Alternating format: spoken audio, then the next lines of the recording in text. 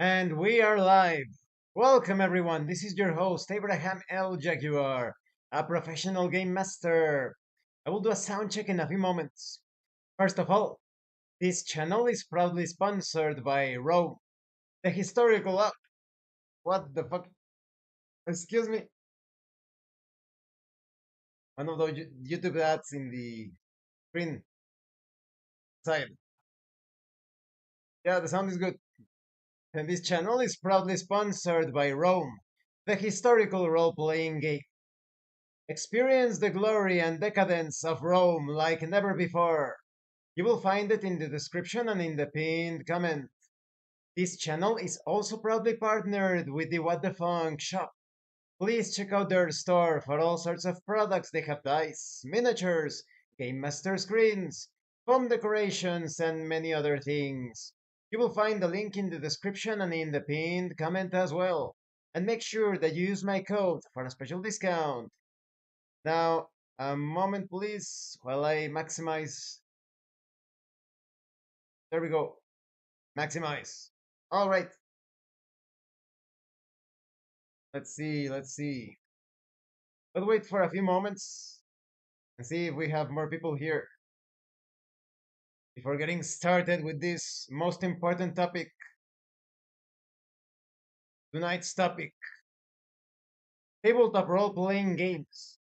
What keeps people from trying them or even continuing to play? Hmm. There could be various nuances, traits, complexities within this subject. I'm just waiting a minute, just one more minute to see if more people come, and if not, I'll start with my discourse.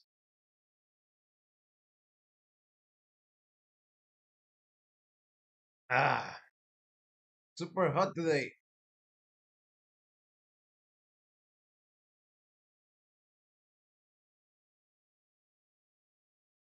Let's wait 30 seconds more.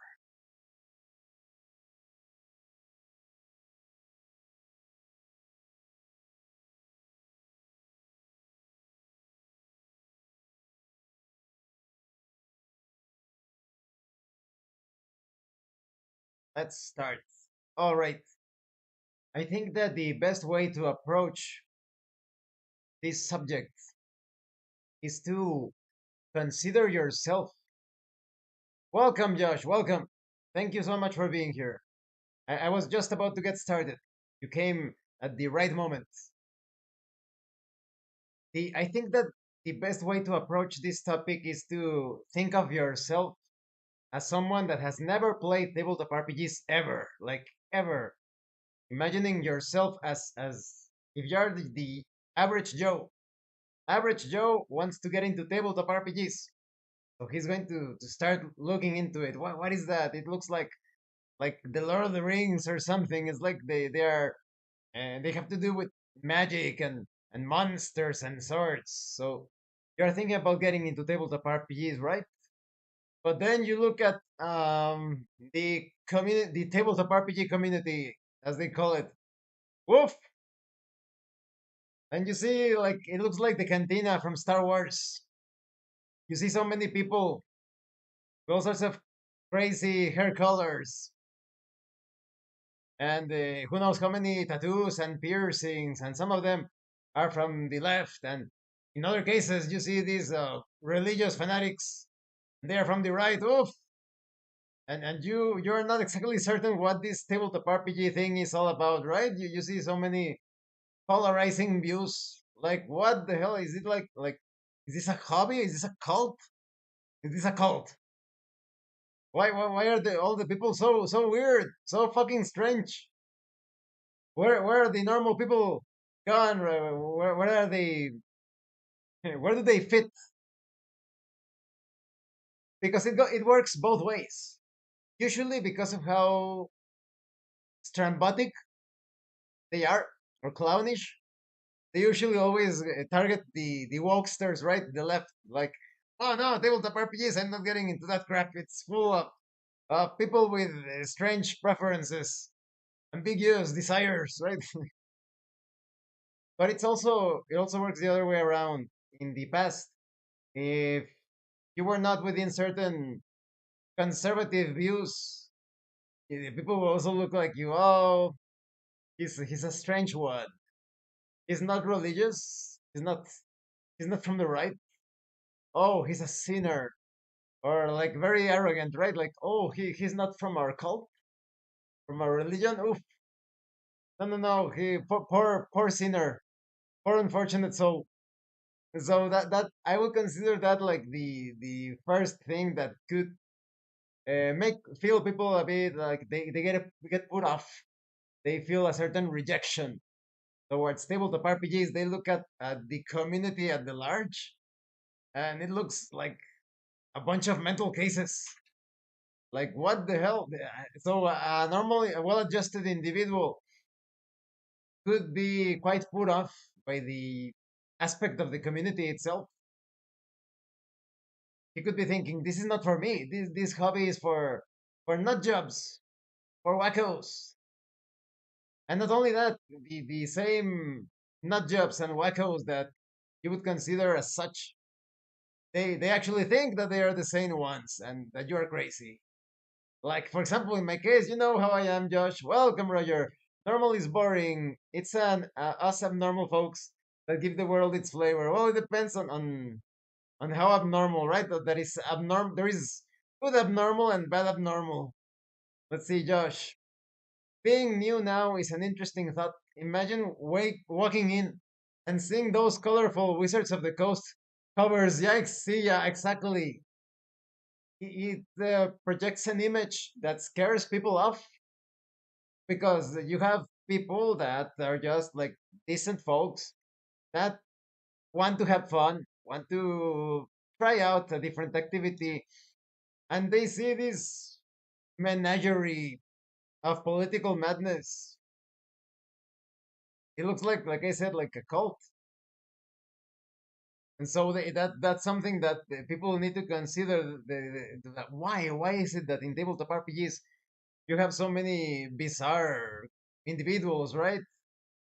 And especially people with all sorts of the science fiction YouTube physical and mental problems.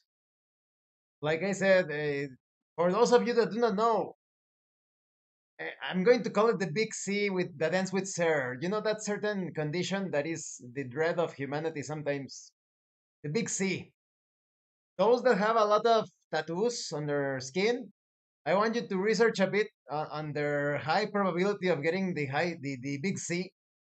Big C that ends with Sir. Not job, crazy misfit. Yup, I got the trifecta. Yes, but like I said, sometimes you may consider yourself as such, and but are you really, right? Roger, would you actually be that? Would you actually be here in this video if you were completely like a not job crazy misfit? Because we're having like a sensible conversation, right? So maybe you're not as crazy as you think. But people really get put off when looking at the individuals that are so-called like role players in tabletop role playing games. So why is it that the average person could be thinking, why is it that this hobby gathers so many of those people in a single place? What is it about the hobby as compared to like chess? You look at the average chess player, there is really no like a stereotype that you could say, oh, that's a chess player, right? You could say, oh, well, probably a guy with glasses that is very smart. But all sorts of people play chess, so you can't pinpoint. You're not going to say, oh yeah, chess players, they usually have like cotton candy colored hair. They have like the soft pink and soft blue and soft purple and soft green, and they have piercings everywhere and they have tattoos everywhere. Like there isn't like a specific stereotype in current times concerning chess or other hobbies.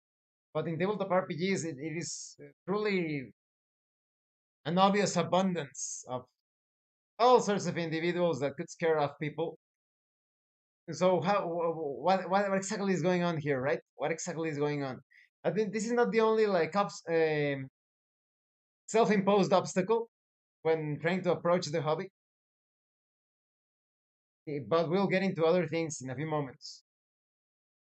The tabletop role playing games hobby as a whole, it is very, very easy to get into, to fake being a role player, to fake being somebody that is actually interested in the hobby.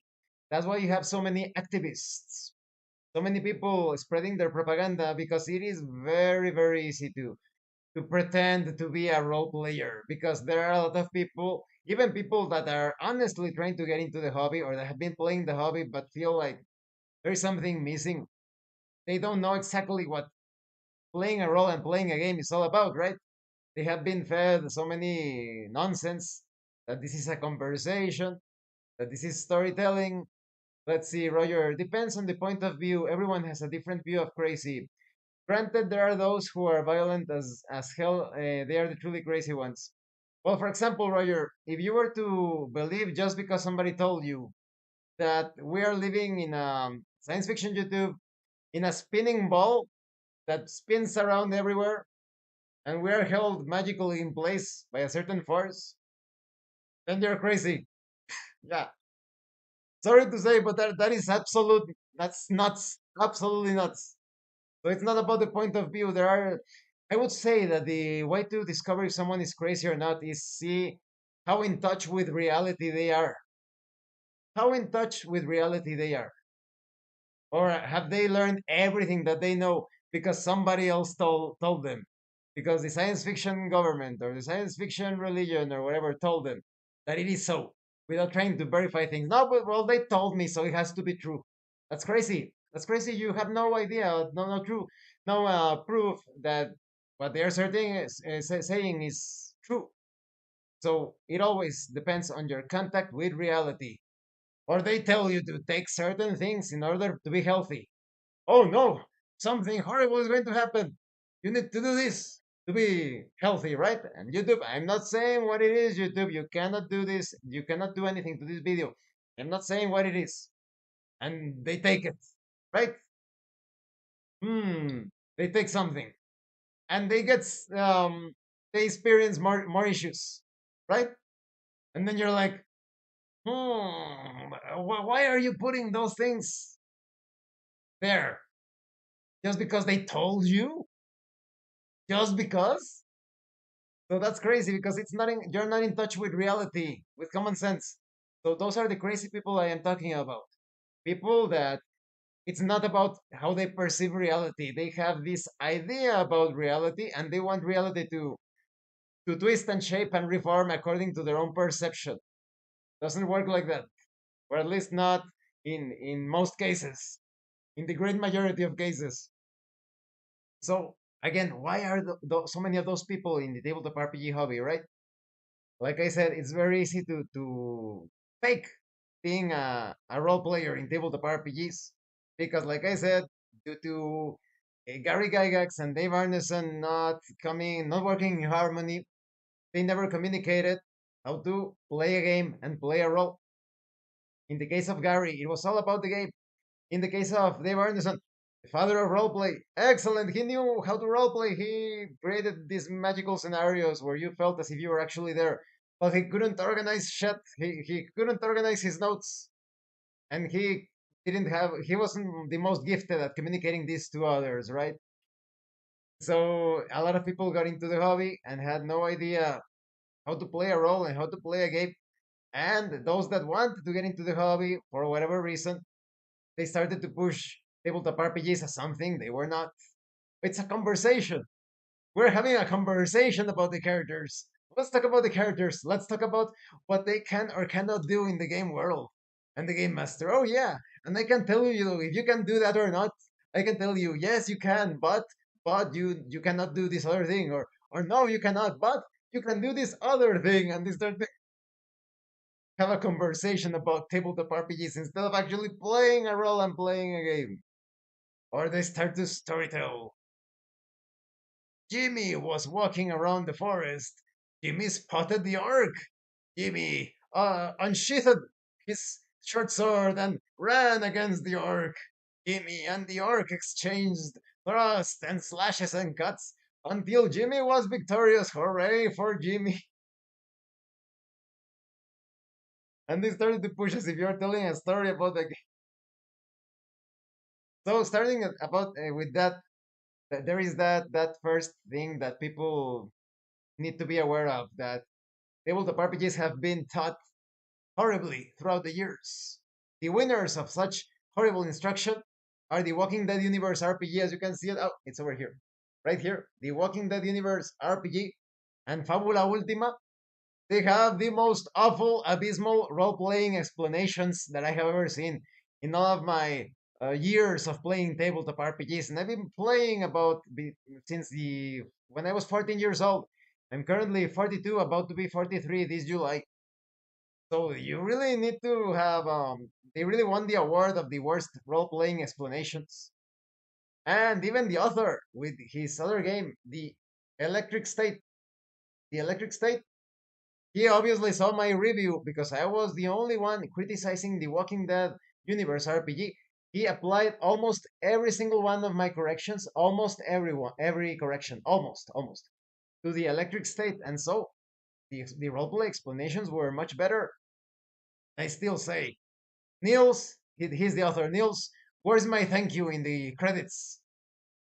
Could have said, after watching Abraham L. Jaguar's video, I noticed shit. I really did a terrible job with the roleplay explanations. Well, moving on from that, tabletop RPG is not being taught correctly. This means that a lot of people that have nothing to do with the hobby can easily activists, fanatics, and of all, like I said, of all areas. No, don't think that, oh, only the wokesters. No, we also have fanatics from all of the other religious cults and the other political affiliations. They go into the hobby. They don't need to be knowledgeable about playing a role and playing a game, and they just start to use it as their means to send their message. And let's see, Roger, is the Walking Dead RPG as bad as the Dark Souls game you reviewed? No, no, no. The Walking Dead Universe RPG is really good. The only bad thing about it, here it is. The only bad thing about it is the roleplay explanations, but everything else is superb. It's my favorite zombie apocalypse role-playing game. As simple as that. The Walking Dead Universe RPG, my favorite zombie apocalypse RPG of all time. There are many other good ones. All Flesh Must Be Eaten, for example. But the Walking Dead Universe RPG for me, as a pack, if we were to cut away the roleplay explanations, the entire package here is my favorite. It comes with a solo or co-op rule system. It comes with so many ways to build scenarios, so many tables.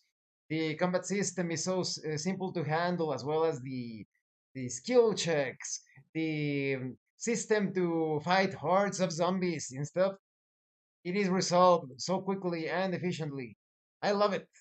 I absolutely love it. But it still gets the award, along with Fabula Ultima, of the worst role playing explanations. But it's still really good. Really, really good. Because nobody, going back to that, the thing about the role play, because not many people know how to play a game and play a role in tabletop RPGs. You usually end up with a lot of mediocre people from other hobbies. You know the meme of the people that paint miniatures, and I paint miniatures. I paint miniatures. When you add too many coats, just too thin coats of paint, and painting inside of the features of the miniature, not doing like a sloppy paint job.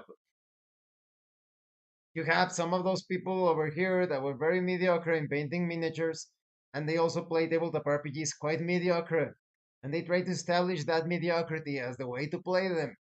You have frustrated movie directors that never, for whatever reason, never got into the film industry, like a certain old bag that died a year ago, more or less a year ago, was September? I think it was September. They were frustrated, never again managed to direct a movie. So now they run tabletop RPGs as if they were movies. Action! No, no, no, you cannot do that. You need, in this scene, you're going to use your gun because that's my vision for the movie. That's my vision. You're going to use a gun. And what? You survived that attack with the knife? No, no, no, no, no. In this scene, the rule of cool. You need to die in the coolest way possible, and it is perfect if your character dies in this scene. So I'm making it so that your character dies.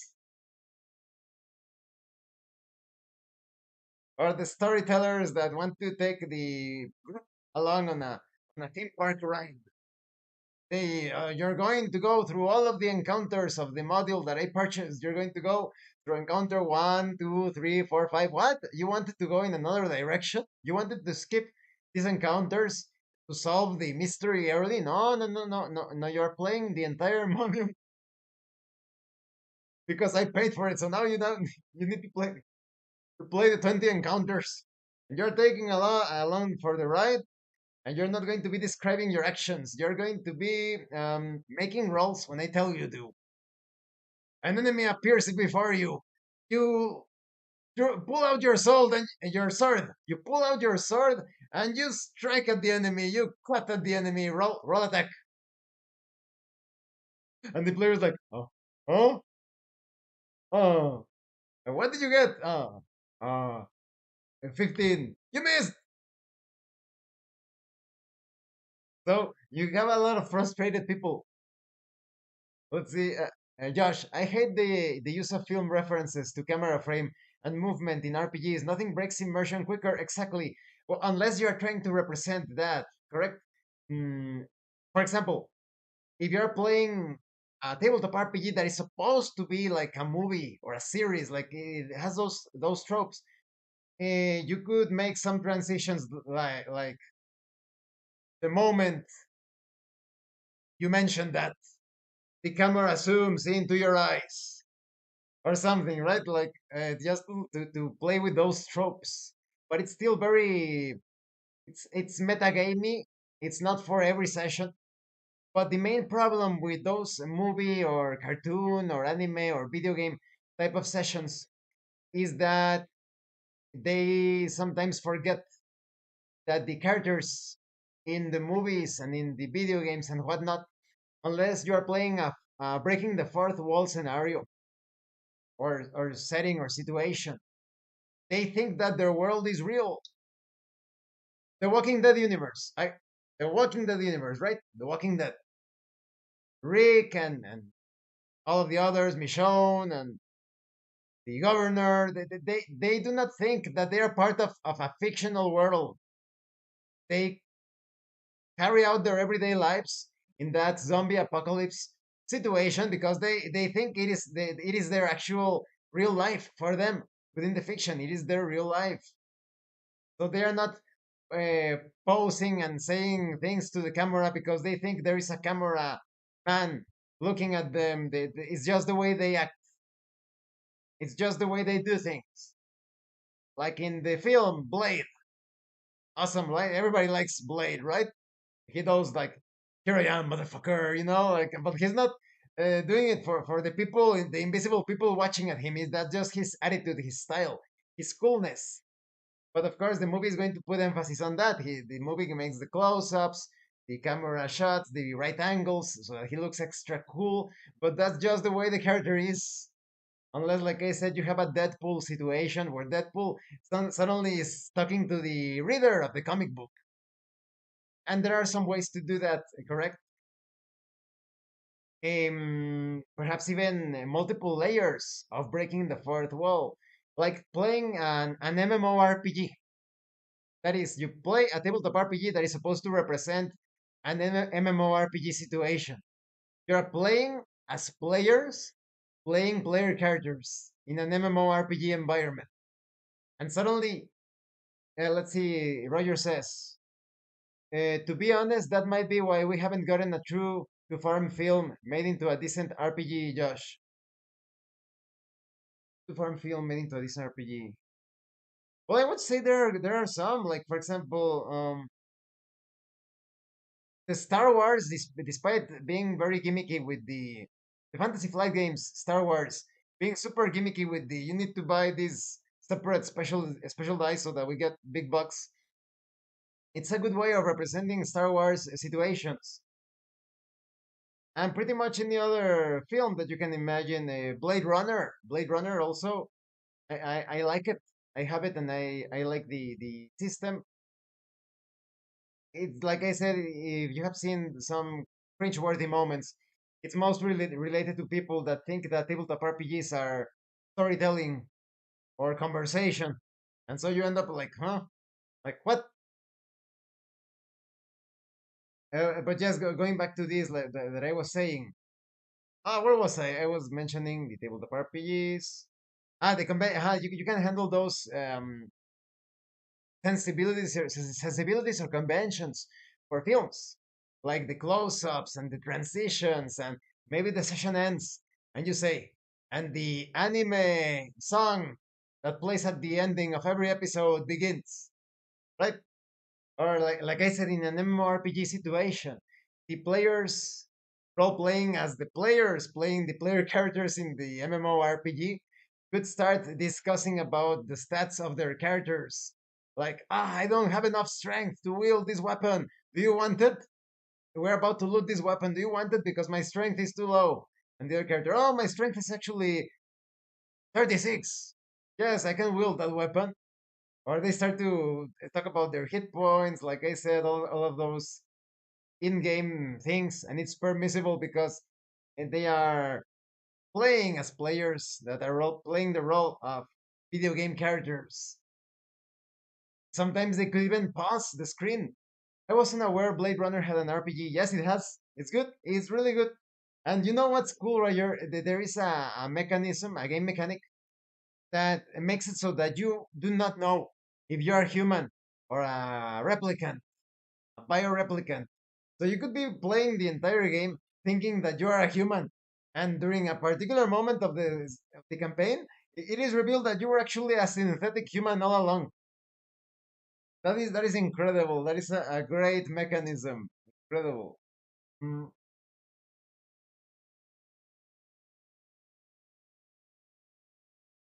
So, like I said, you could be playing a tabletop RPG that is supposed to be like a video game world, and you could press pause instead of describing how you pull out your machine gun from your backpack. You could describe, I press pause and drag the machine gun icon into my hand from the inventory screen. And you can have fun with those details. In the case of anime games, when you're describing your actions, if you're like playing like a JoJo type of anime, I strike a pose, putting my hand in front of my face. I strike a pose with my hand in front of my face, and there is a bunch of neon purplish color letters floating around me, saying menacing. So like that. Yes, Roger, it's a really good mechanism. Really, really good. I highly recommend the Blade Runner. Free League Publishing, despite uh, some terrible roleplay explanations and some wokeness that makes its way into their games, has really good games. And this is not just me saying because they always send me a bunch of stuff. Just look at behind me, all of the Mutant Year Zero books over there, and the Walking Dead, and the Electric State, Dragonborn. They have been incredibly kind. They have been sending me the where's Basen Tabletop RPG. They have been sending me all of these books nonstop. So this is not me shilling for them, like pushing like an agenda. This is me telling you they have really good games. And with my reviews and videos, I have been showcasing how they are great. But yeah, oh, wow, Free League, they are incredible. Oh, then over there we have the oh, here in this little thing, metal thing over here, we have the Forgotten Lands, also really good RPG. But moving on from the fanboyism towards Free League Publishing, mm, you can roleplay those aesthetic details, no problem. But now let's move on to some deeper things.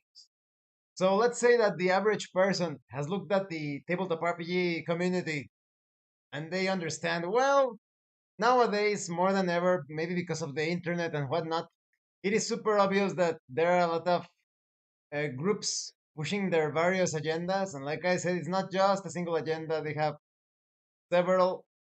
But if it all comes down to it, it leads towards the annihilation of our society in science fiction. All of that together. Lethal composite, lethal, deadly composite. But if he, let's say the average person manages to push through all of that crap, now decides, well, I'm going to play tabletop RPGs. That person may end up looking at the books and becoming quite scared because, oh crap, they're super thick. There are, you have seen like my Weird Frontiers RPG book. It's like this, right? Like super thick. And I wanted to use this example when it comes to Traveler. It's not like the thickest book, but if some people could feel intimidated, like, so you are telling me that in order for me to run the session, I need to learn all of that? No, no, no. You don't need to learn all of that. The person could feel a bit nervous, like, wait a minute, but what if I don't like something in the game, one of the mechanics? Well, then I will be wasting money and I wouldn't be able to make sense of the things. Let's go to Rule Zero that appears in many tabletop RPG books, but here in Traveler it is quite readily available. Traveler Rule Zero. The rules in this book, indeed in every Traveler book, I would say in any tabletop RPG book, provide merely a framework. They are merely a framework. If any rules conflict with a referee's vision or game master, referee or game master's vision for their universe, even if that universe is the official charted space setting, then they must give way and be altered to fit. What does this mean? That all of the rules that you see in all of the RPG books, they are there to assist you, they are there to help you. They are not the doctrine and dogma. You don't need to stick completely to them. They are there to help you resolve the situations. Combat happens, somebody's doing an unusual attack. In this book, in any tabletop RPG book, you have the rules to resolve that. In this case, roll two six-sided dice and add modifiers. If you roll above a certain number, it's a success. Below a certain number, it is a failure. That is it. You don't like the way that mechanic works with a particular situation in the game? Change it on the fly. The power is yours. This is the original Dave Arneson idea. One of the things that made Dave Arneson's games so special is that he would always be creating these subsystems and minigames on the fly. One of his players attempts to do something unusual. Let's see, Roger. Just my opinion, but RPGs aren't for average cookie cutter people. You have to have the ability to suspend belief and a willingness to stretch your imagination boundaries to their fullest potential. But it can be done, and you can actually make it so that the average cookie cutter person role plays. If you have seen me, for example, when I ran the session for what is probably the worst player that I've had in one of my campaigns. Let's call him Mister. For those of you that want to see the horrors of Mister, the horrifying horrors of Mister, let me give you the link. I warn you, Mister is a fucking freak. Like he's like the bottom of the barrel, bottom of the barrel. Let me see if I can find it. What was the name? Raven, Ravenhawk. There we go. In the session that I'm going to link in the chat, here it is. Oh, just looking at it like a wave of nausea. Wow. Oof. What a fucking piece of shit. Yeah. The in this let me the video.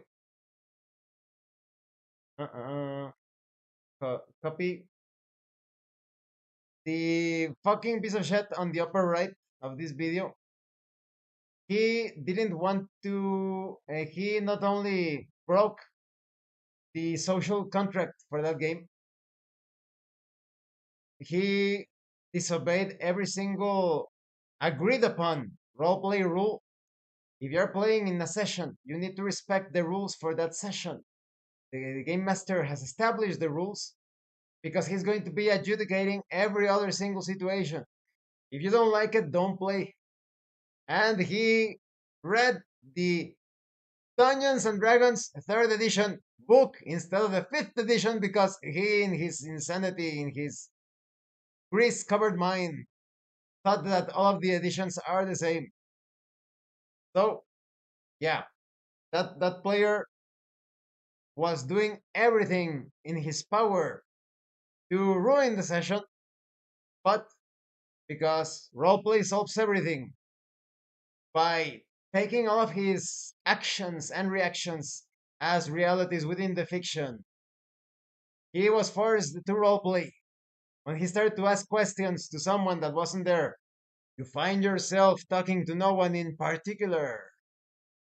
You speak to the gods, sounds familiar for some reason. You speak to the gods, and they do not answer back. So, Roger, while it is true that tabletop RPGs aren't for the average cookie cutter individual, you will be surprised how you can take anyone in any situation and explain tabletop RPGs to them, and they would enjoy them. Maybe they will not dedicate themselves to the hobby because they have other things. Maybe they are into chess, into board games, in sports, into whatever, rock climbing, whatever. But they would still have a great time because when it comes to tabletop RPGs, you have these people, very inexperienced people, and like I have said, I was inexperienced as well. I wasn't born knowing how to roleplay. Okay, and when I got into tabletop RPGs, I needed about a year to more or less grasp things and improve as the years went by. Nobody is born with perfect knowledge of the hobbies of any hobby. Okay, there are so many arrogant people that think that they're perfect. You are not. We are not perfect, but there is virtue in accepting that imperfection instead of trying to cover it up, right? So, like I said, if you want to get somebody into tabletop RPGs, a normal individual, decent normal individual, don't get all convoluted that, oh well, it's kind of like a board game, but it's you roll weird dice and you have like skills and powers. Simple situation. You're playing a game and you're playing a role. Maybe you're playing a police officer. You're playing the role of a police officer. Maybe you're playing the role of a heroic warrior in the Middle Ages. Maybe you're playing, etc.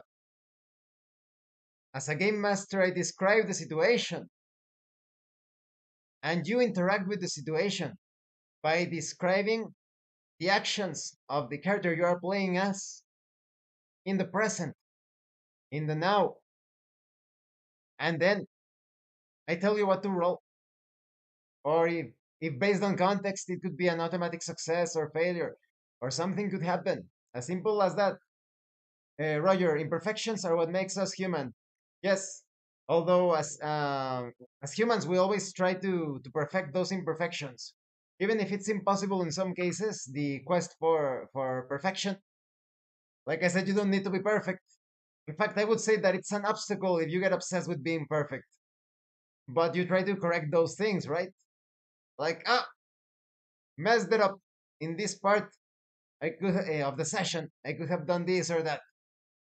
Next time I'll try it better, right? So it's very easy to teach someone how to role play in tabletop RPGs. The game master presents a situation, and you interact with that situation as if you are there, describing your actions in the present and in the now, and things will happen. So almost everybody, pretty much anybody, can get into tabletop RPGs, and people could get scared.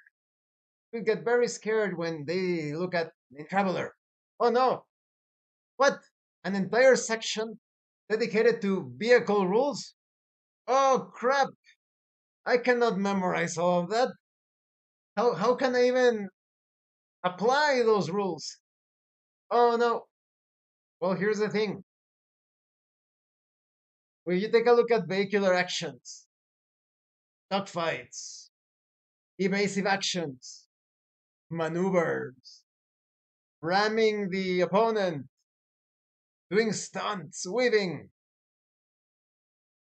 all of that sums up is all summed up, is put together in a little bag of describing your actions. You don't need to remember this huge menu of all sorts of things. You just describe your actions. If you're flying an airplane, I do a complete 360 as I fly towards the northeast quadrant, avoiding the enemy gunfire. And now the game master thinks, I saw this rule concerning that dodging maneuver. I'm going to apply that in this case. Okay, player, roll. Player, roll. This player needs to roll. This player character needs to roll. Don't say the name of the player because you're going to break immersion. Just say, roll this, roll that. Happens perfectly. Or if you have many players, player character needs to roll this. Let's see. Josh says, I think a lot of role playing examples on the internet could possibly dissuade new people from the hobby by misrepresenting what it is. That is correct, Josh, because, like I said, they present conversations, they present storytelling, they present a bunch of guys eating Cheetos and picking their noses and eating Cheetos and scratching their bellies and burping and having a conversation and suddenly telling stories, making jokes that, oh, that situation looks like what happened to Kanye West, and oh, did you see the news the other day? That's so funny. It reminds me of that situation. And anybody that has never played tabletop RPGs looks at the session and says, "What the fuck is this?" And they're going to think, "I can do this talking with my buddies during lunchtime at work. This is nothing special. There is nothing magical." Telling people they are actors. Exactly, exactly.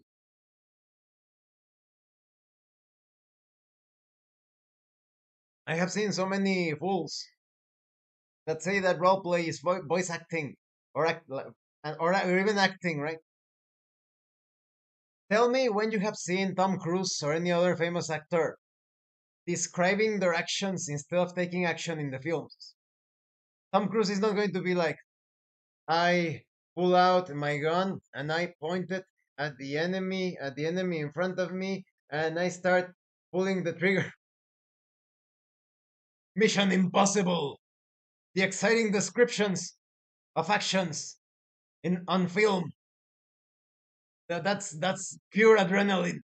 Watching someone on film describing the actions, incredible.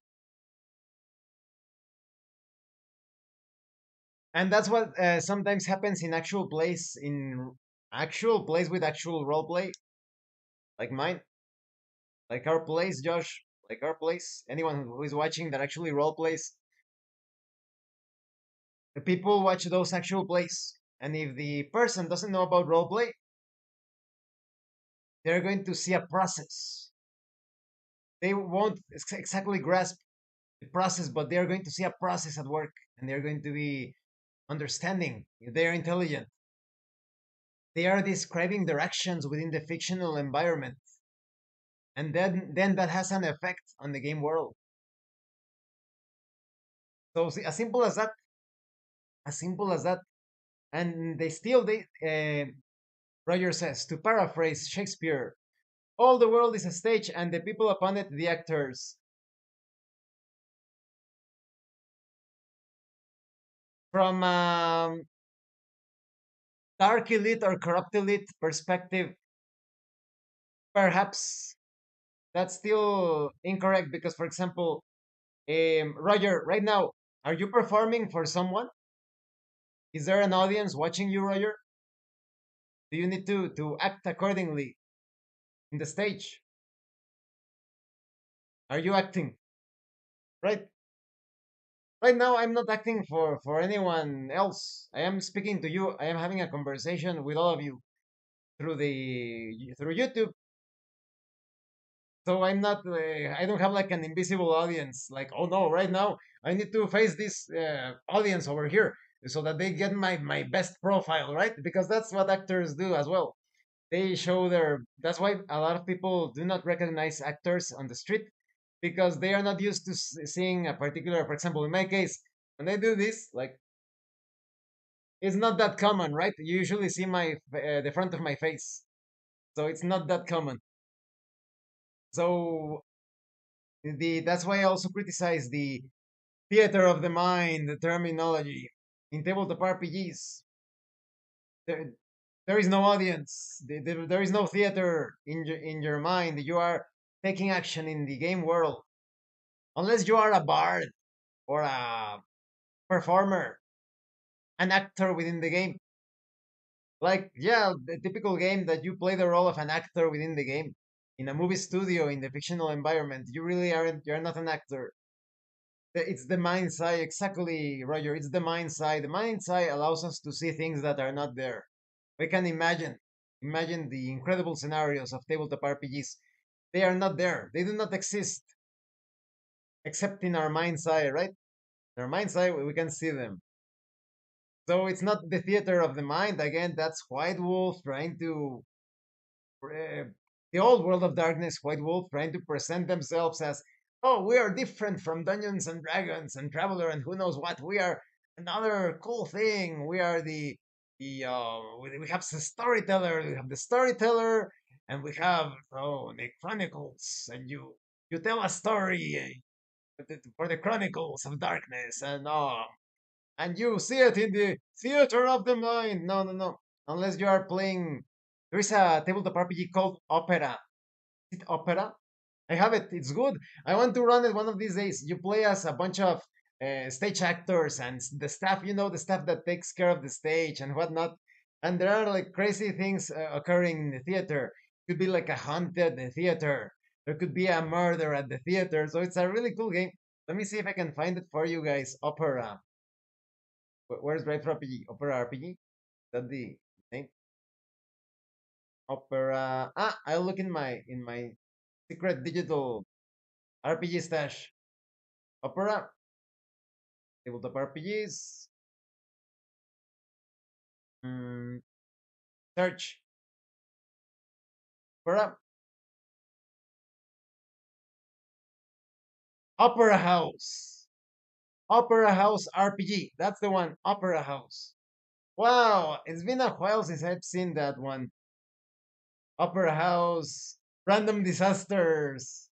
Like there could be random disasters occurring just before the play or during the play. In that case, there is a theater of the mind because you're watching it with your mind's eye.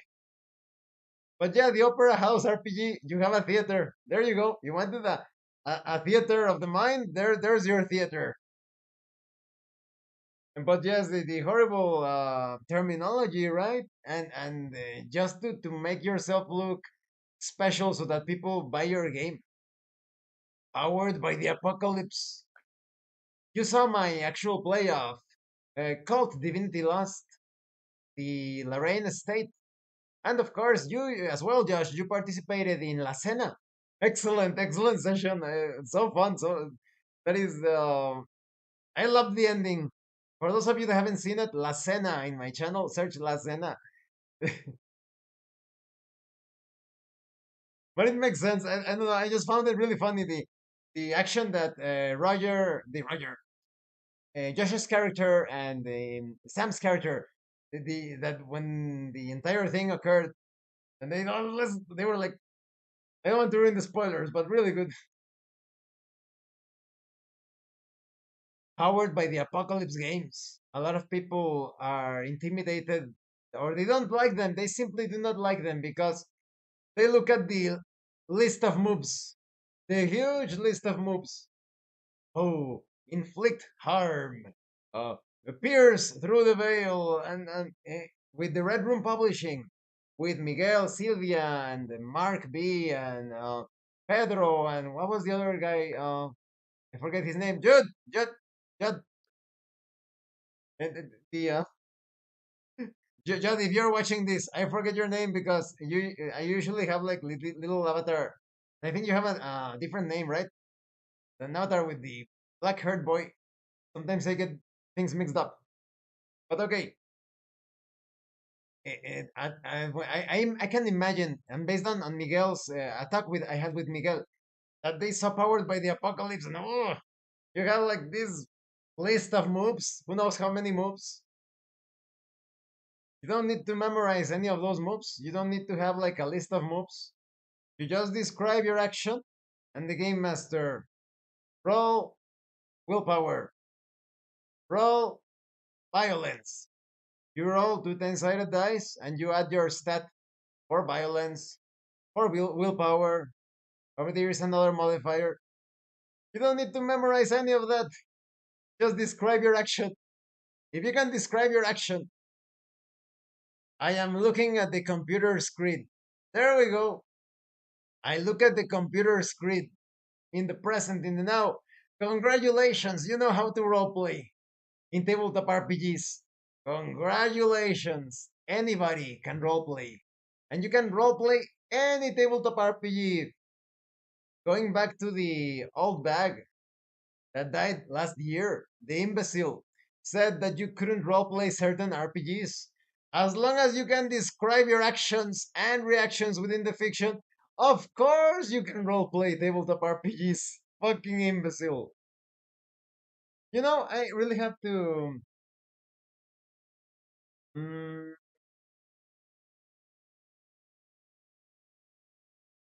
mention a very interesting case. Well, let's put the cards on the table. In the case of that fool, I also want to describe the other guy. I actually had more respect for the other guy. He was still pretty pathetic, but at the very least, he had some morals, some ethics that he wouldn't, how you say, overstep.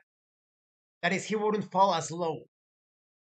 So, as recommended by Mr. A, one of my viewers, let's tell the tale of Shunner and Shunner 2. Shunner 2 is the guy that is not so evil. That was not so evil. They have both died, unsurprisingly.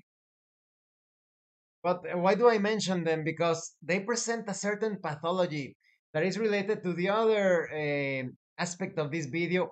What keeps that? What could keep people from playing, from continuing to play tabletop RPGs? And this caught my attention because throughout the years, I have encountered at the very least three people that had similar situations. So it looks like a very strange RPG trauma. What is this RPG trauma? Would you call it the unalived game master pathology? It could be considered a horror RPG story. Well, okay, Shoner and Shoner do, they hated each other's guts, but they were so similar. They were two peas in a pod. Maybe because they were boomers, right? And not to say that, well, most of the boomers are like that, to be perfectly frank. And those that are boomers that are watching this, you know that you have undergone some serious programming, some serious social programming, very characteristic of boomers. Just like our current generations. They were educated through that boomer mentality.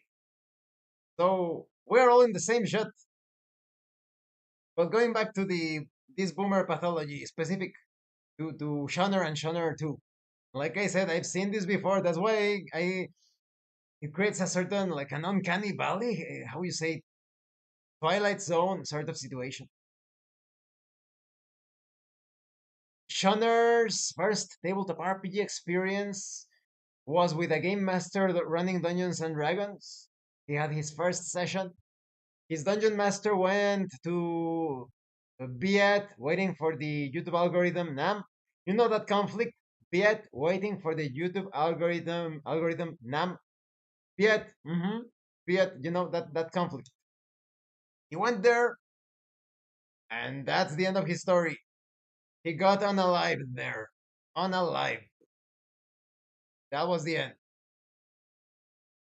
Oh, that happened a long time ago, wasn't it? Let me check the exact date for that war. Uh, war. Um, aha. 75 ended on 75. Okay. Yeah. So yeah, he went to that war and ended up unalive. And since then, at least on the part of tabletop RPGs, Shonner's pathology like went full speed ahead. He didn't play as player characters. He started to purchase tabletop RPGs and then criticize them, and then he would sell them, and then he would started to get fixated on others. He didn't like other people to attempt to play tabletop RPGs. He started mocking them and attacking them without giving clear solutions to his perceived problems because he didn't know how to roleplay. He didn't roleplay shit, so it was all guessing and looking at Reddit and finding here details here and there. But here's the other thing: the other individual, Shonner too. His game master also died. He played a few times. He played Dungeons and Dragons a few times back in the 70s, as I understand it. He was a super private person, but based on what he spoke to that fucking disgusting bloated hillbilly, the this guy, how do you call him? The Bloodworth, who was a blabbermouth and started to say all of the secrets of this individual. Like I said, I'm not going to mention the name of the individual because, if memory serves, the late 1960s, that was the start of the war, yes. And I was talking about the ending of the war, but that is correct. That is correct, Roger. Mm, based on Blabbermouth and further details confirmed by Shonner 2, Shonner 2's game master, dungeon master, also died. And Shonner 2 took the same route as Shonner 1. The same exact route. Never roleplayed tabletop RPGs since then. Started to talk shit about tabletop RPGs in general and about people that attempted to play tabletop RPGs without giving a single solution. Because, just like Shanner, he didn't know shit about role-playing, tabletop role-playing games. So don't you find it very strange? Those similarities. It's a perfect example of the boomer social programming in science fiction. Both Shonner 1 and Shonner 2, they also ate a bunch of crap. YouTube doesn't like it when you mention this, but there is a lot of crap you shouldn't be eating. There are a lot of horrible things that you shouldn't be putting into your body. Mr. Science Fiction Government and Mr. Church and Mr. all of that and Mr. Science Fiction Pharma told the science fiction YouTube mentioned the use of some things. And it is of my personal opinion, YouTube. This is not medical advice. This is all bullshit. This is all lies based on my own opinion. Every single one of those people that take all of that crap, their health is abominable. It is abysmal, disgusting, deplorable, terrible, terrible. The science fiction YouTube, this never happened. This never happens, YouTube.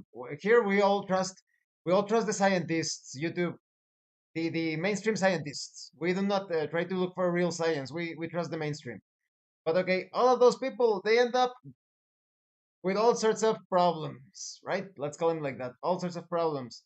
And unsurprisingly, Shonner 1 dies, and Shonner 2 dies shortly after or before. I don't know exactly when because my little birds that told me about Shonner 1's demise weren't like in constant contact with Shonner 2, and they both died. On the got unalived in science fiction, they got unalived horribly. So this is a certain pathology. How come that both of them had game masters that died? Both of them uh, started to attack people that play tabletop RPGs, and both of them did not play tabletop RPGs, and both of them had almost like similar problems. Let's see, Roger says, I do my best not to let my ignorance of a subject shape my opinion when I don't have all the facts, but I'm human, so there's that. Yes, exactly, exactly. But Roger, just in your case, Roger, you try to give the benefit of the doubt, right? That is, you are a tier, or who knows how many tiers above the average social programming, because right now you're not thinking, wow, Abraham has committed the sin of speaking against our sacred doctrine of the science fiction government or religion. Like you're still talking to me, right? It means like, well, Abraham said some things. Interesting considerations, right? Interesting. That's interesting. Could it be true? But now, in the case of genre 1 and genre 2, they had this block, complete block. So, but I found it, like I said, these are not isolated cases.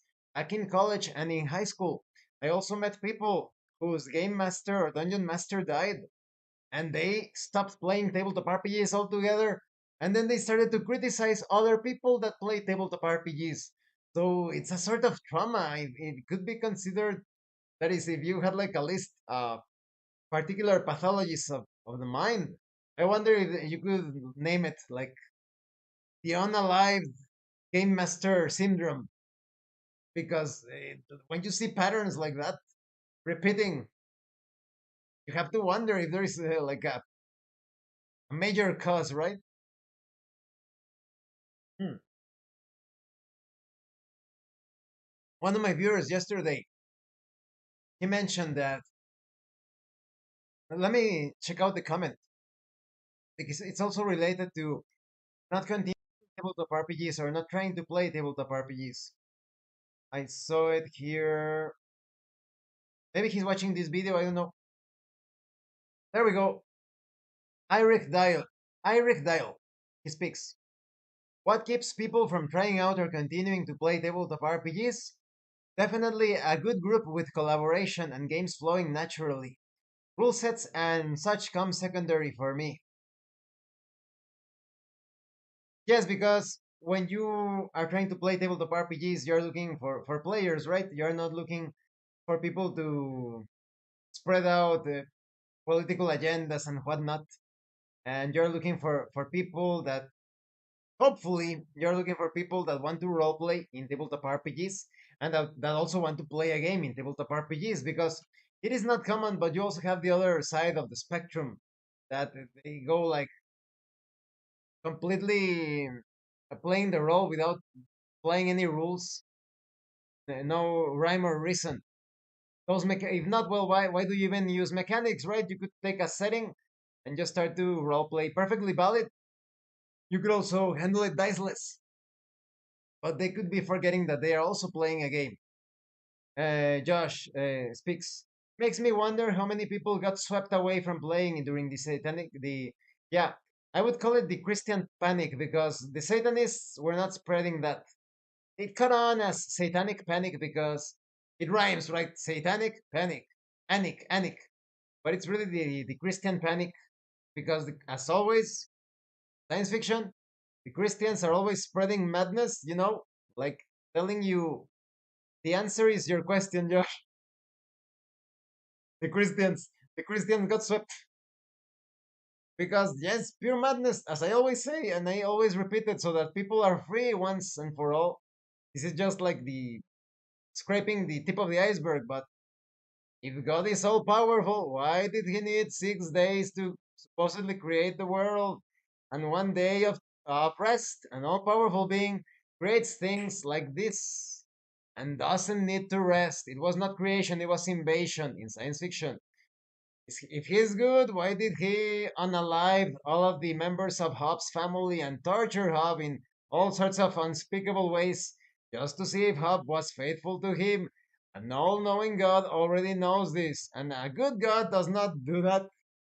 If God is all powerful, why does he need an army of angels and demons and floods to unalive people? If you're all powerful, you unalive them like this. and so on it goes.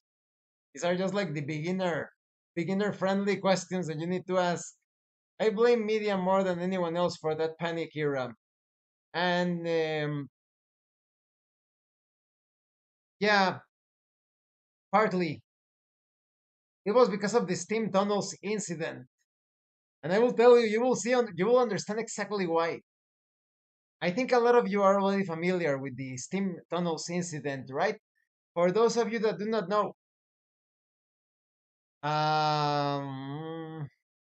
somewhat intelligent young man that was not very well adapted or adjusted, he enjoyed playing Dungeons and Dragons. When his parents went on a vacation, I don't remember the exact thing how it happened, but he couldn't get into his house. What was it? What didn't he break a window? But suffice to say, he wasn't found in his house, and some people learned that players supposedly went into the steam tunnels of the university to play Dungeons and Dragons there. So they started to come up with this crazy thing that Dungeons and Dragons has demonic powers that take your mind and get you into that fantasy world and you never get out. And this poor young man, he thinks he's still playing the game. He went into the steam tunnels. He thinks that the steam tunnels are the dungeons and he is still trapped there, down there. And they even had Gary Gygax and the other guy. What's the name of the other guy? Gary Gygax and it was not Rob Kuntz. It was this other guy, Tim Kask. Tim Kask and Gary Gygax. The police went to them and they were like, "We need you to study the world of Dungeons and Dragons, the Greyhawk. Start to think about where in the steam tunnels this guy could be. Is there like a dungeon that resembles the steam tunnels of the university?" And Gary Gygax and Tim Kask were very serious. They had like an entire map. Like I don't know what was it, the dungeon under Castle Greyhawk, I think. And they were like putting their pins and like their connections, connecting the threads. Like where exactly is this guy? How can we rescue him? But here's the real deal why the media didn't want you to know. That guy belonged to, was part of, let's see, Roger. Blaming a pastime for illegal behavior or for psychological problems is the epitome of ignorance. Yes, and it keeps on happening.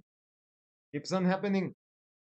As long as people take a stand against the crazy people, it's going to keep on happening. But yeah, the guy that was missing was actually a part of a group that how can you say this in YouTube? This science fiction YouTube that slept with each other. You know, when people of the same the same sex, people of the same socks. Let's call it like that. People of the same socks that like to sleep with people of the same socks. He was part of that group, and they also took uh, certain substances. So all of that time, he was doing the thing and consuming the stuff with wild parties until he got aware that everybody was looking for him. He got scared and he traveled to who knows where and obtained a job as a construction worker. And it was only after a very, very, very, very, very long time when they got to him and they realized that Dungeons and Dragons had nothing to do with it. But you had all of these priests that like to, in science fiction, that like to manipulate people through fear. Many people burned the books of their kids, their Dungeons and Dragons books, and their dice. They threw them away. How could the parent fucking NPC boomers? How could they do that to their own children? Oh well, you know, I saw it in. They told me in that fucking box that hypnotizes everybody. You know, the box in the living room that hypnotizes everybody. They told me so in that box. So it must be true. Yeah, that also was something that kept people away. And even to this day, you end up bumping into imbeciles that tell you that role playing games are the tool of the devil. Those people, they belong in the dark ages. They are not for this time. Their minds never made it forward.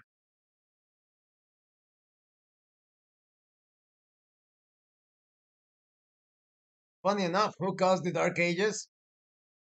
The absolute power of science fiction religion.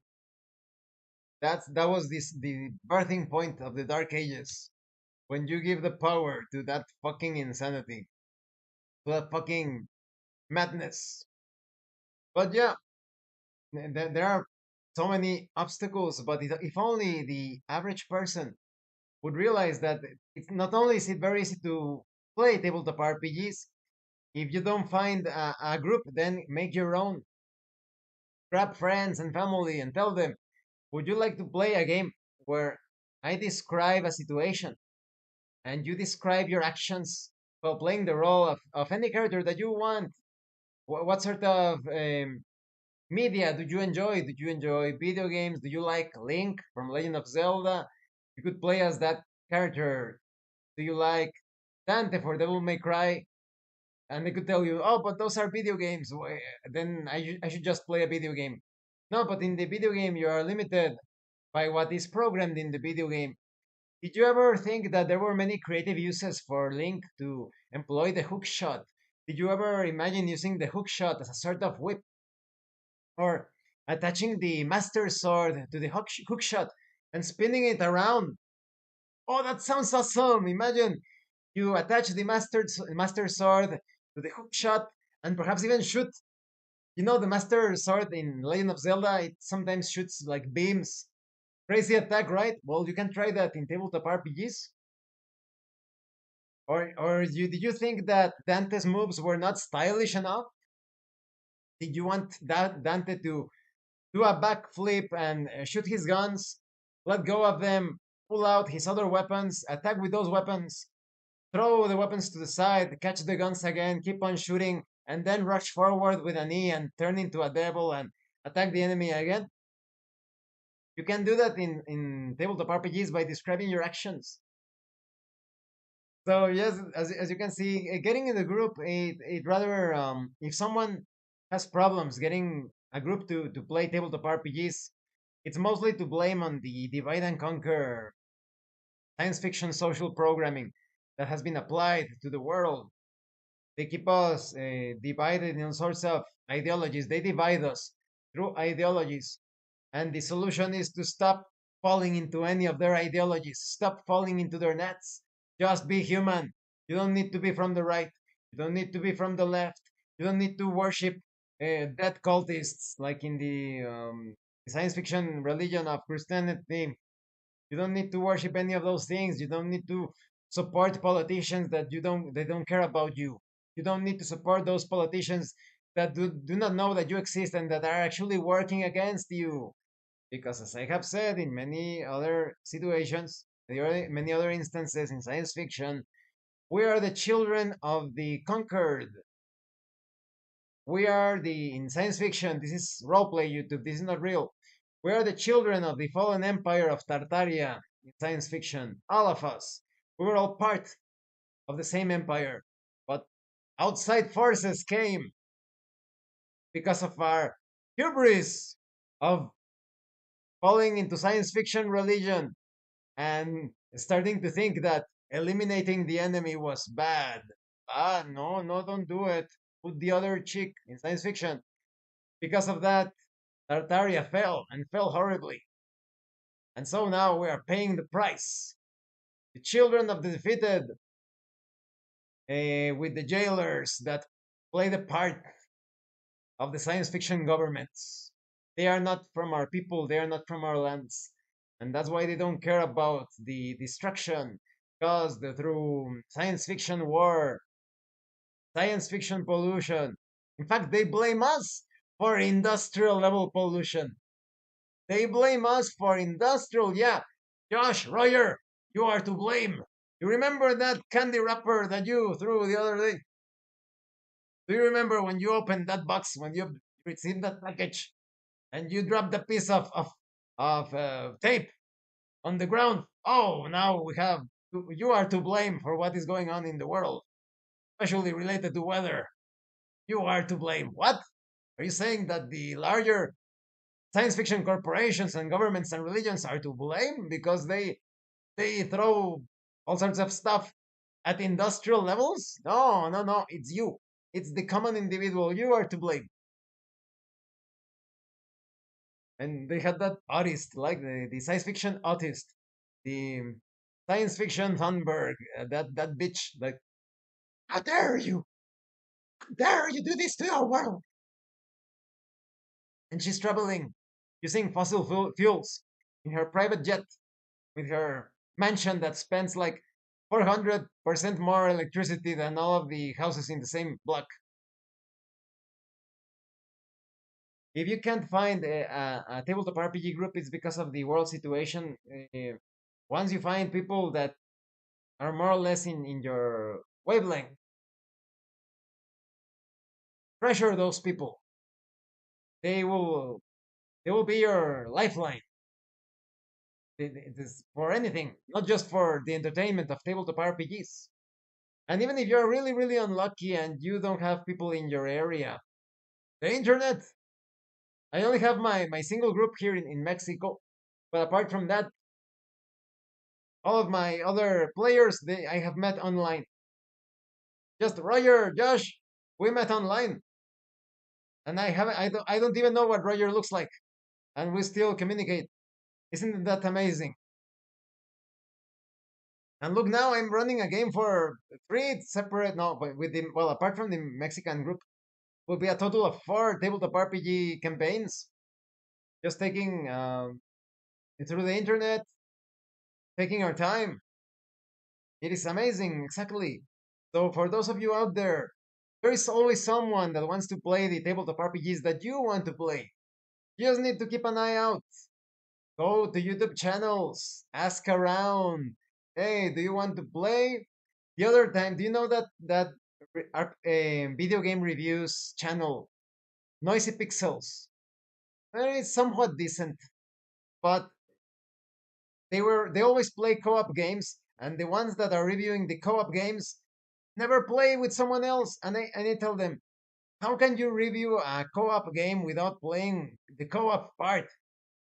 I tell them it's so easy. Just look for someone and tell them, hey, do you want to play for this review? Do you want to play this game? Can you sign this? Maybe they have to sign a non-disclosure agreement. You have the chance to play this game before it comes out, this video game. Just sign this non-disclosure agreement and let's play a few levels together.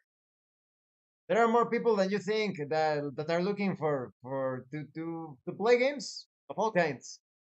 So in order to get a tabletop RPG book group, just start asking around. You're going to end up with a bunch of NPCs, of course, a bunch of Cabbage Patch Kids that say that they're going to play and they do not play, etc. But it's worth it. Of course, when you are picking for the best flowers on the field, you're going to get the most beautiful flowers. Not all of the flowers are going to be the most beautiful. So keep those beautiful flowers. Sounds a bit homo, right? Well, if not flowers, look for shiny pebbles, the shiniest of pebbles. You find those beautiful pebbles and you see, wow, they are not like the other 20 pebbles over there. And you see, this is a lot of people of all other hobbies talking about this as well. Just yesterday, I always check video recommendations by YouTube, and I saw this video. I forget the name of the guy and the channel. He looks like a fit guy, like a guy in fitness, and he was speaking. Don't you just hate it that it feels like you are surrounded with by vampires clones or who knows what, that they just ghost you and they don't give importance to your activities. You want to do things together, and they're like, ah, yeah, well, yeah, well, let's do it, and they never hold you back or they ghost you. Yeah, you're going to find those people, but those are the people that you do not care about. Here's one of the things that applies to tabletop RPGs and to life in general. Idiots don't care about you. Idiots don't care about you. So you shouldn't care about idiots. Right? So identify people that are not idiots. Get them to play tabletop RPGs with you. It's so simple, so easy. And even if all else fails, you were searching, you couldn't get an RPG group, you can play tabletop RPGs solo. There are so many tabletop RPGs out there with solo rules. The Walking Dead Universe RPG has solo rules. The Dragonbane box set has solo rules. The Electric State, I think it also has solo rules. The There are companies that specialize a lot in solo rules and co-op games. In fact, Saucer Games. Let me write it in the chat. That's with Z. You know, like Z like Zorro. Saucer Games. This guy has who knows how many co-op and solo games, and he is great. He's a great guy. And this sounds a bit like biased, but this awesome guy, he's sending me his book that allows you to play Traveler co-op or solo. If you have any editions of Traveler, any of the editions of Traveler or Cepheus, Saucer Games has you covered. Has this, it's called Solo, I think, just Solo, second edition. And I heard they made a game like Traveler called Hostile. Exactly. I have Hostile. I don't have all of the materials. I want to get the rest of the materials eventually. I'm always waiting for those sales. Sometimes it appears in bundle of holding. Hostile is like Aliens, Traveler style. If you like Aliens, the Ridley Scott Alien universe, Hostile. You can't go wrong with Hostile. And it has a solo version as well. So for those of you that do not have a group, purchase your solo RPG of preference, or even the Game Master emulator of preference, the Tricube Tales emulator. That is awesome. Yes, it is, Josh. We are living in the golden age of accessibility when it comes to tabletop RPGs. There are just so many tabletop RPGs out there and so many variations, solo and GM-less games. It is a wonderful time to be alive, at least when it comes to tabletop RPGs. There, in other aspects, not so much, but in tabletop RPGs, we are so fortunate. Let me see if I can find the free emulator in case somebody is not aware that it exists. Uh, I'll give you the link in a few moments in the chat. Let me search for it. Where is it? Ah, there we go. TriCube. Mm-mm-mm. TriCube. TriCube Tales. TriCube. TriCube Tales. TriCube Tales. Let's see. Searching for the results. Aha. Okay. So click. Okay, this is actually free. When you choose the preview, you get the product for free. But if you want to support the author, definitely get it. This is the cellular cell phone version. I would recommend using it in the other version because when you do some research on cell phones, yeah, I cannot mention that in YouTube, but cell phones, they are not very healthy. But here is the I'll answer in a few moments, Josh. This is the cell phone version, free emulator, free Game Master emulator. Josh says, do you know if they use similar character creation like the life path? I don't remember. I think so. I think so, Josh. I could be mistaken, but I think so. Do you want me to verify it? I will verify it just in case. Let me check real quick. Let me give you the other free Game Master emulator, but the PC version, the PDF. Tricube Tales. Yeah. Okay. This is the one for the PC. This is the one for the PC. So there you go. There you go. You have two choices: free Game Master emulators, all based on your preference for your cell phone or for the PC. They are free. They even mentioned it in the description. Click the preview to obtain the product for free. But like I said, I would also recommend that you decide to support the author if you like the product eventually. You can also get thicker volumes like the Solo Adventuring Toolkit or the Mythic Game Master Emulator Second Edition.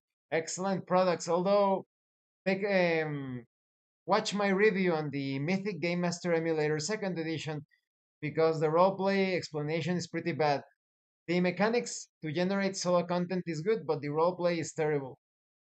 Solo roleplay. They get you into the mentality of asking questions instead of describing your actions and then using the oracles, the tables to obtain the results, the outcomes, the surprises during the game. Josh says, I think some people move away from groups and just don't make the effort to find new people to play with. That could also be like a sort of trauma, right? That is true, but just move on. And like I said, for if for whatever reason you moved away from the group, if it was related to work or lifestyle, what can you do about it, right? But if the group is terrible, like I said, idiots don't care about you, so you shouldn't care about the idiots. Um, Let me check that out of the hostile to see if it's character generation as well. Hostile. I should have it here. Going deep into the Jaguar archives. Let's see, where did I put it? Hostile. Hostile solo. Let me go into it. We're going deep into hostile. Solo role playing in a gritty science fiction setting. Character creation. How to solo. Creating characters. Page 35. A key factor would be to find a good group to play with too. I'm afraid some would find the non-roleplay group lose interest. Yeah, that's why they go like, "Oh, I have RPG burnout," or "Oh, RPG aren't cutting it for me." But no, it's because the experience is so lackluster. Haven't you felt it, Josh? I always feel it with all of my sessions.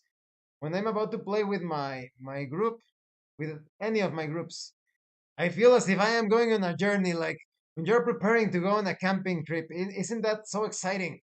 You're like, oh, we're going to the mountains in this or that part, or oh, we're going to the caves of who knows what, or we're going to the forest. I feel that every single time I am running a session. I feel that every single time. That's the magic. You can't wait to play the next session. I can't wait to play on Tuesday. We're starting the Traveler campaign. Yes, it's a. Let's see. Uh, it's a semi life path creation system, Josh. We're talking about the solo version of Hostile. It's semi life path because you determine some things randomly, but you have a lot more control. You do not have like those negative events like, oh, you broke your leg. And now, exactly, Josh, unlimited possibilities. So, Hostile Solo, it's like a semi life path generation system. I would say not as strict as Traveler. But if you want that character generation system, definitely get the other book by Saucer. What's the name of the book? Looking for the name of the book. Saucer Games. Saucer Games. Was it Saucer? Yeah, Saucer. Saucer Games. Okay. And here's the one. Okay. This is the one you want to get. Ah, wrong chat. Wrong No, no, no, it's in my other computer because this is the computer that I am using to answer the chat. Where is it? Uh, just a moment. Getting the link ready.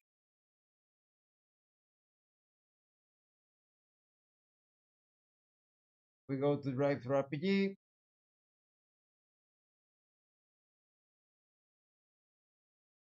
Hmm,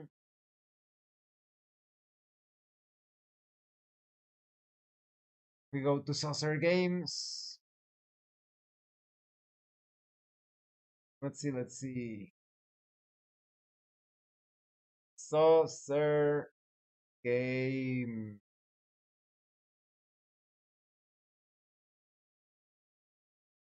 Aha.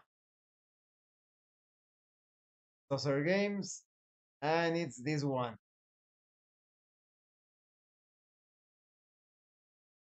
This is the one. Copy, paste. If you want to play a solo game that you still have your character creation system, optionally, if you want to use it, that and you have Traveler, any of the editions of Traveler or Cepheus, that's the book that you want. And I also recommend this one for cooperative. I eventually want to run this as a cooperative. You know what, Josh? One of these days we should run this one as a cooperative game, cooperative session. Let me show it to you. You're going to love it.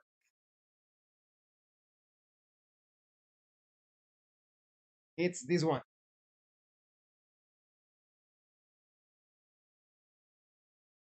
Clash of Steel Second Edition, Conan style role playing with a complete set of GMless, that is GMless rules. You can easily play with a group of players with the game running by itself. You only need like a player to come up with the interpretations of the results, and it's a complete game. Exactly, exactly, Josh. Um, Times of high adventure in lands unheard of, undreamed of. We need to play it one of these days, Josh, when we have a bit more time, right? Because you're still very busy with the landscaping and whatnot. And in my case, putting aside all of my superhero duties, let's call it like that, and my investments, I have the 4 tabletop RPG campaigns.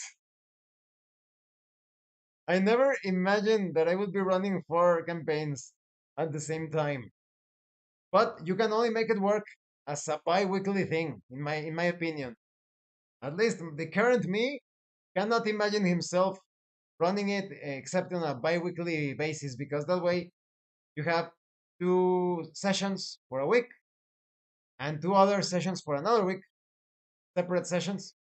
But yes, definitely we should play it as a cooperative session one of these days.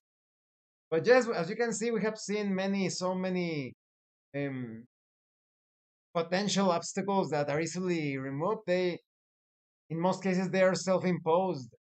If you want to try out tabletop RPGs, this is not like a weird cult thing. People from all walks of life can attempt to play tabletop RPGs. Anybody can roleplay. You don't need to learn complex rules. Yes, I look forward to it, definitely, Josh. We only need to describe our actions in the present, in the now. The game master presents a fictional situation, and you interact with that fictional situation by describing your actions in the present, in the now. There are even diceless tabletop RPGs. Like over there, Smash. Or is it Smash? Uh, my finger is weird because I have the mirroring effect. How do I do this? Uh, there we go. Smash, diceless system.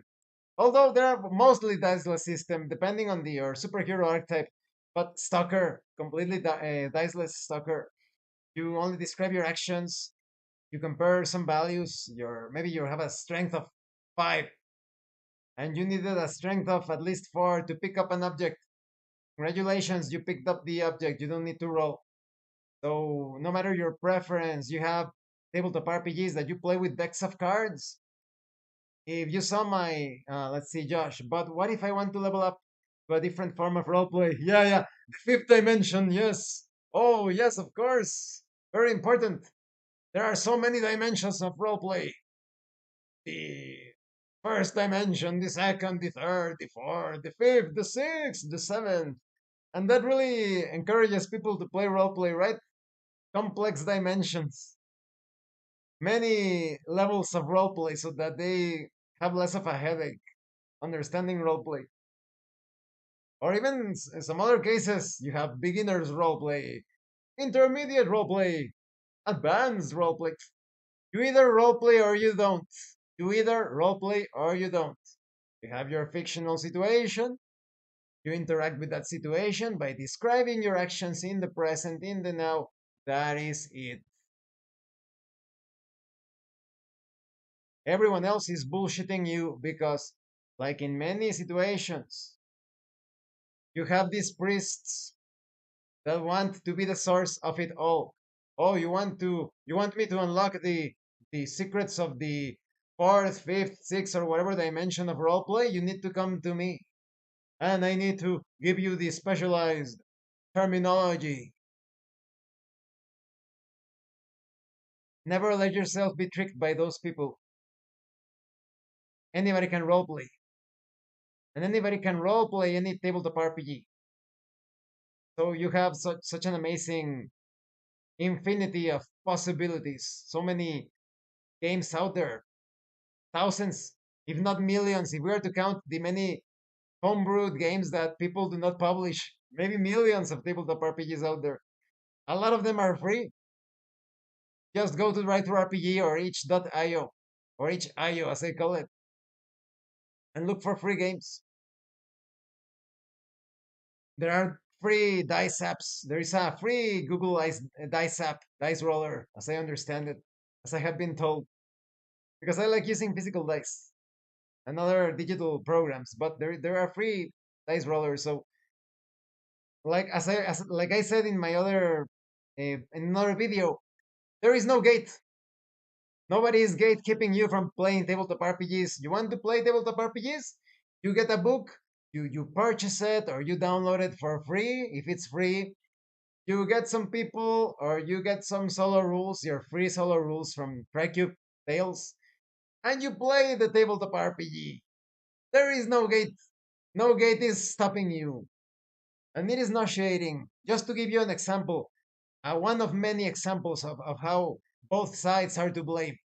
This fucking imbecile came about like 3 months ago and started to tell me, no, we need to create a gate so that the wokesters don't enjoy tabletop RPGs, so that they don't play tabletop.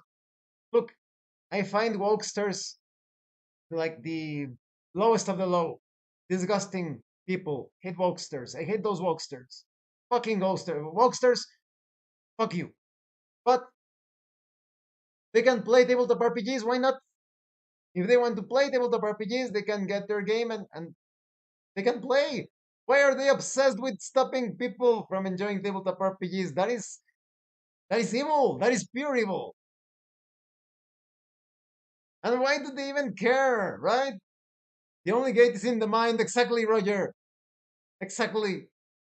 You are the only one creating. People are the only ones creating gates. There are no gates. They are crazy. They are like the mental patient in science fiction YouTube that is trapped in a cube of his own making. Oh, I can't get out because there is this invisible cube keeping me from getting out. There is no cube. Look, there is no gate. You can enjoy tabletop RPGs however you like. Even if you don't want to roleplay tabletop RPGs, you can get your tabletop RPG and play it as a board game or conversation game or storytelling game or whatever. You can enjoy any game out there and don't let anyone tell you otherwise. But if you want to roleplay in tabletop RPGs, definitely describe your actions within the fictional environment. Don't have conversations. Don't tell stories. But yeah, that was really twisted, wasn't it? Like trying to manipulate people. He even mentioned we need to apply Pavlovian effect so that they stop playing tabletop RPGs. Fuck. That's probably that was definitely it. The mentality of that piece of shit, Shunner, because he couldn't enjoy tabletop RPGs. He wanted to stop others. He would celebrate. He would laugh when people would quit tabletop RPGs and when they would quit YouTube. And that's when the Jaguar decided that mind syndrome. You know what the Jaguar's motto? Mime syndrome. Yeah, mime syndrome. Exactly. It's a sort of like a mime. Exactly. I was just thinking like a minefield. Yeah, but mime because it's not there. There is no gate. But yeah, whenever I see someone that wants to stop others from enjoying tabletop RPGs, in the brightest day, in the blackest night, no evil shall escape my sight. Like Green Lantern. Let those who worship evil's might beware my power. Green Lantern's light. But yeah, that piece of shit Shoner, he was that the RPG thing was like the tip of the iceberg of the many evil agendas. And like I said, some idiots told me, some imbeciles, no, he doesn't work for the Department of Science Fiction Defense. Check his obituary. What was the name of that fucker? The name of this fucker, the complete name, so that you can check his obituary. And this is public knowledge, YouTube. This is public knowledge available to anyone. Uh, uh, yeah, this is public knowledge, YouTube. This is public knowledge. In fact, I'm going to write it in the chat just to be safe. Search.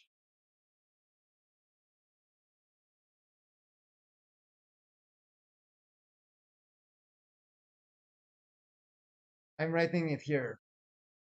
This is public knowledge. In fact, I'm going to distort it a bit.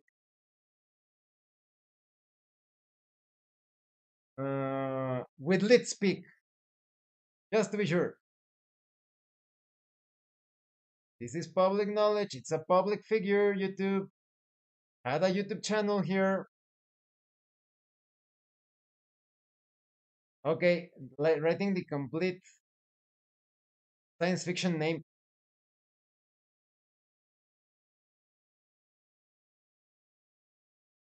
There we go. You now have it in the chat window. Take a look at the obituary and see who he worked for. Fuck everyone that told me that I was a liar when I said that he worked for that. Fuck everyone that said that I was a liar. The Jaguar bites. The Jaguar never forgets. I'm like Conan. Like Conan, I never forget a face, nor women's figures. So yes, for those of you that told me that I wasn't saying the truth and whatnot, check it out in the search that in the chat window in the that name. See who he was working for, and it all makes sense. But thank you. This is going to be it for today. Does anybody else, Roger, Josh, anybody else, do you have any comments or questions before we wrap up this stream? Because right now I'm getting really, really hungry and I'm going to make myself some vegan pasta. I'm going to fusilli with banana and avocado, with pumpkin seeds, pecans, pecan nuts, rosemary. Do I have peppermint and the tomato? Apple cider vinegar and olive oil. Oh, oh my god, I'm going to drool in camera on camera. Ah, fuck. Okay. Pasta or pizza? No, pasta. I think it's too late because pizza is not doesn't take that long, but baking the pizza takes a bit. I'm going to do the pizza. Yeah, thank you, Josh. So yes, thank you to everyone. Thank you, Josh. Thank you, Roger. Thank you to everyone for coming. And thank you so much to those of you that are going the extra mile to support the channel. If anyone else wishes to further support the channel, consider joining as a member. Are you lucky, man? Thank you, Roger. And remember, you too can be lucky. You can create such amazing, delicious, and nutritious things. If anyone else wishes to further support the channel, consider joining as a member using the super thanks button. Take a look at the information in the description, the pinned comment. And by the way, if they tell you that you are allergic to gluten in science fiction, you are not allergic to, in science fiction, you are not allergic to gluten. You are allergic to certain substances in certain packages, right? Go organic. Inside this all bullshit YouTube. No, we love processed food here. We love it. But for those of you that I have allergies, go try organic. See how it works out for you. This has been your host Abraham L. Jaguar, a professional game master. This is the last live stream of tonight, but tomorrow I will continue with video games and whatnot. And remember, in tabletop role-playing games, you are not telling stories about your characters. You are experiencing the game world as your characters. Once again, thank you all. See you later. Have a great rest of your evening, day, wherever you are.